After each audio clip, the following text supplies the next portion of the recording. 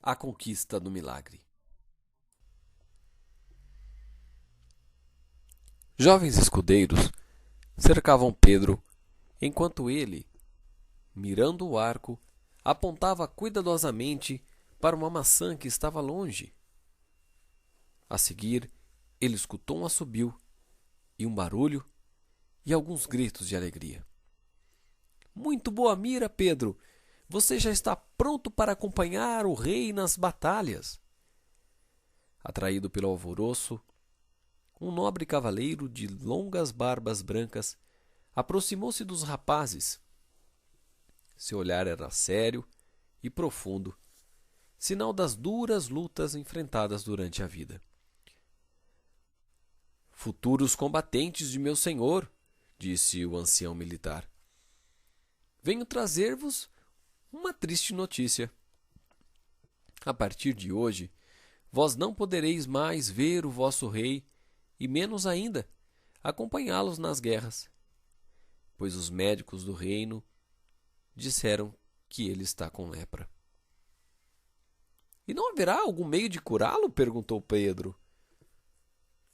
Só um milagre poderia salvá-lo. E há mais de 35 anos não acontece nenhum no nosso reino. Os jovens se olharam confusos, até que João retrucou: Senhor, para que haja um milagre, basta recorrer com fé aos céus. Pensais ser simples assim? Prosseguiu o velho guerreiro. Em partes tem de razão. Contudo, o caminho do milagre costuma estar cheio de obstáculos, quase intransponíveis. E isso, jovens cavaleiros, inclusive obstáculos físicos. Ou acaso não sabeis que há mais de 3 décadas os inimigos do reino roubaram o nosso maior tesouro? Nunca ouvistes nada a respeito da imagem da Rainha dos Anjos, na qual emanava um bálsamo miraculoso? Ele com certeza curaria a nossa majestade. Mas, senhor, interrompeu Guilherme, um dos escudeiros mais atrevidos, não é possível continuarmos de braços cruzados. Se Nossa Senhora permitiu essa separação, não terá sido ela para darmos provas de nosso amor por ela? Não devemos estar dispostos a derramar o nosso próprio sangue a fim de resgatá-la? Os jovens acrescentavam argumento após argumento, propondo uma arriscada expedição. Mas o nobre de barbas longas não se deixava convencer. Guerreiros fortes e treinados já haviam tentado recuperar a imagem ao longo dos anos, mas morreram tentando. Sem dúvida, não seriam aqueles garotos pequenos que teriam êxito na complicada tarefa. Mas, disse Pedro, dessa vez é a vida do nosso rei que está em jogo. Se a imagem se encontrasse aqui, poderíamos utilizar o milagroso bálsamo para curá-lo.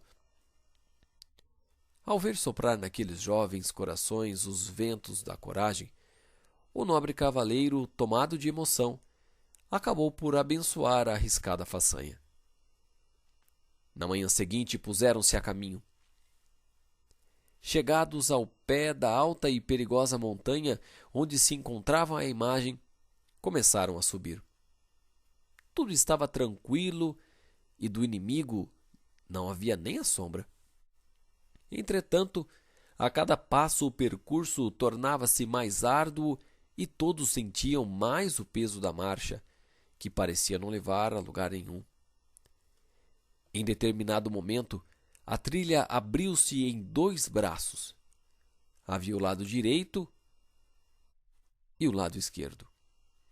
O lado direito era estreito, escuro, sombrio, cheio de mato, que impedia de ver bem o caminho.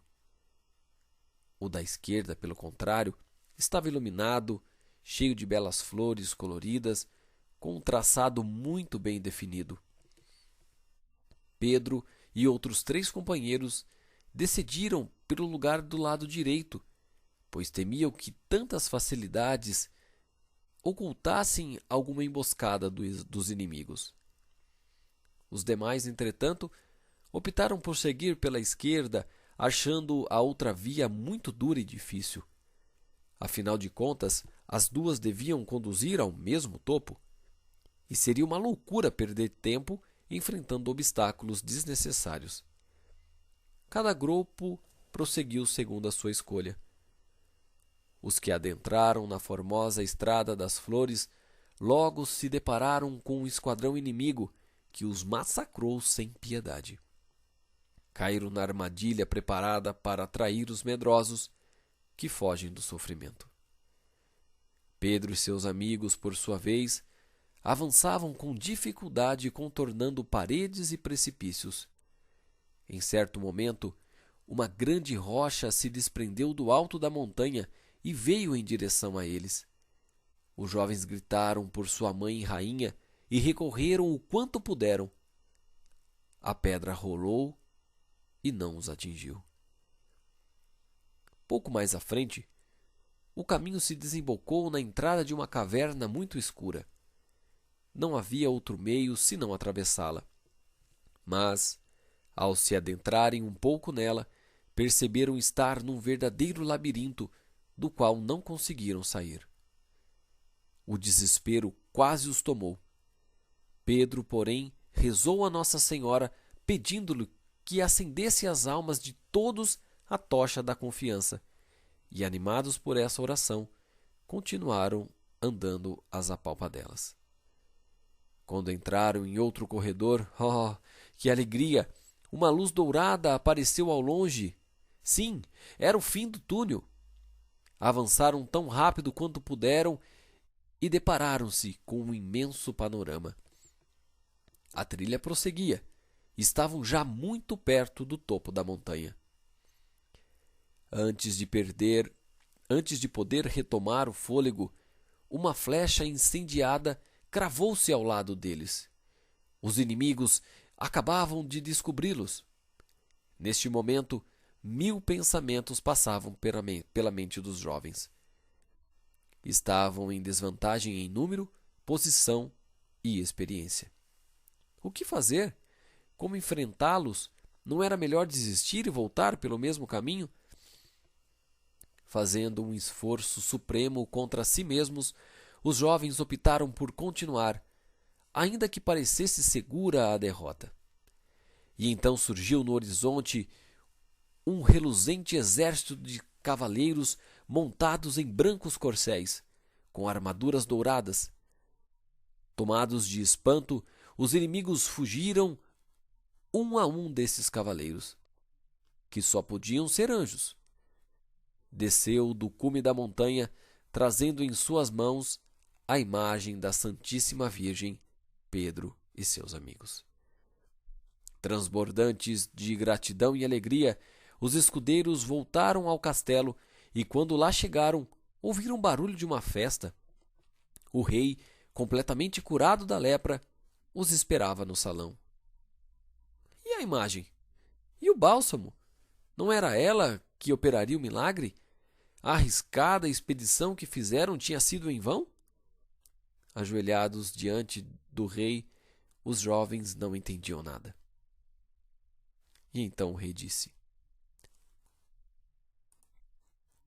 Meus filhos, a vós toda a minha gratidão. Nossa Senhora desejava que a sua imagem fosse recuperada, mas queria, sobretudo, que os filhos seus abraçassem o caminho da luta, do sofrimento e da confiança. Foi a vossa generosidade no serviço dela que conquistou o seu coração e obteve o milagre antes mesmo que vós chegasseis. Pois, aos olhos da soberana rainha, a virtude é indivisivelmente mais valiosa e poderosa do que todos os bálsamos da terra.